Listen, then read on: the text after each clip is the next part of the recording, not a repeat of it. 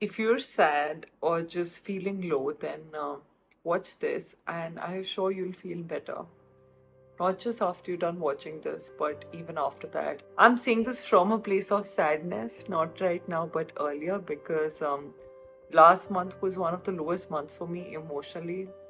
Great month at work, but I just feel, those times when you know you're not okay, but you don't know what's not okay, but you know that it's not much and you're generally overwhelmed with life in general. That's how my month was. And I'm going to tell you what helped me go through that and feel better. So, yeah, let's get started.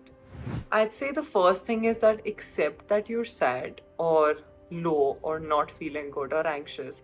There's no point just defeating it or fighting it. What you're feeling is what you're feeling, and it's not there to stay forever. It's not you. Like, if you're sad, doesn't mean you're a depressed person.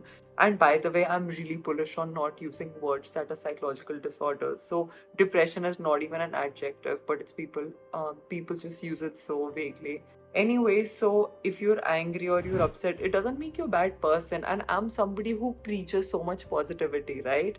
But if I'm not even acknowledging my own emotions, then this is the perfect example of toxic positivity. Because while I preach positivity and optimism, I know that life is not always going to go up and nothing will be an all-time high.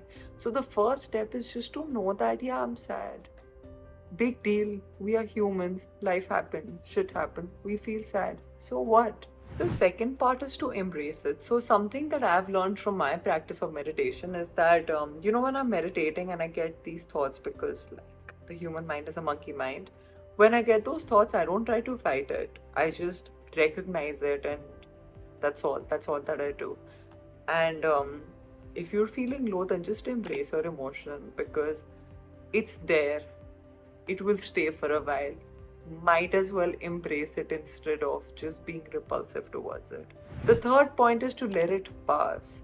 So, something that happens with anger is that if you're really mindful, and maybe again, this stems from my mindfulness practices, that if I'm angry, which is very rare, but if I'm angry, then I just sort of feel the emotion and let it pass.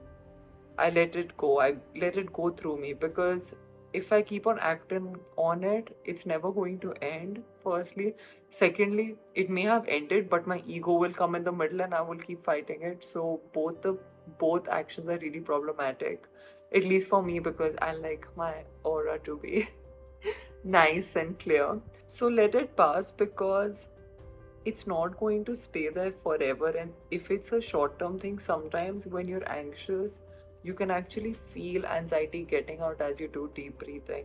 You can feel it come at you like a wave and then slowly going down because you went over it. The fourth part is impermanence. This will not last forever. Nothing lasts forever. You don't last forever. Your loved ones don't. I know that's very dark, but that's true. And I think even though it's dark, we should think of it often because it will make us cherish our loved ones even more. Your wealth doesn't last forever. Your health doesn't last forever. And nor do these emotions in a low phase in life. So for me, that phase went on for 35 days or so, and that's fine. Throughout that time, like, every day felt like, when is this going to end? I don't like it and I'm just not able to do this anymore. Even though I was feeling that way throughout, I knew this is not there to stay. I will not always be low. I will not always feel sad. I will not always have these breakdowns of, where I start crying for no reason. So yeah, please know it's impermanent because it's not just this, everything is in life. And I personally love the philosophy of impermanence because it just makes me feel more humble when I'm rising and more grounded if I'm falling. And obviously, the fifth part is that go through all of this with a dash of optimism. Even when things aren't going my way, I am a really positive person in general. And something that just makes me feel good is that it's okay, it'll get better. So, like I just told you, how my phase lasted about 35 days. But throughout those 35 days, I honestly, every day, I hope tomorrow it's going to be fine. It's going to be fine. And tomorrow wasn't fine, but then that day I'd think that tomorrow will be fine. And I actually took responsibility for my emotional health, because I would wake up, I would do all my morning routine practices and set a tone for my day, because as long as I can control my day, I will. And when this sadness takes over me because I was just having one of those phases, it will. But till the time it doesn't, I will ace my day.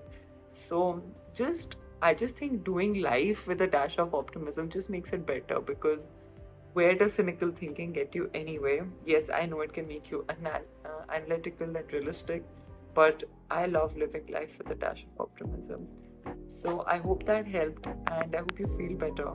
You will get through this. I also did, and people get over this. So you can do it, and you will.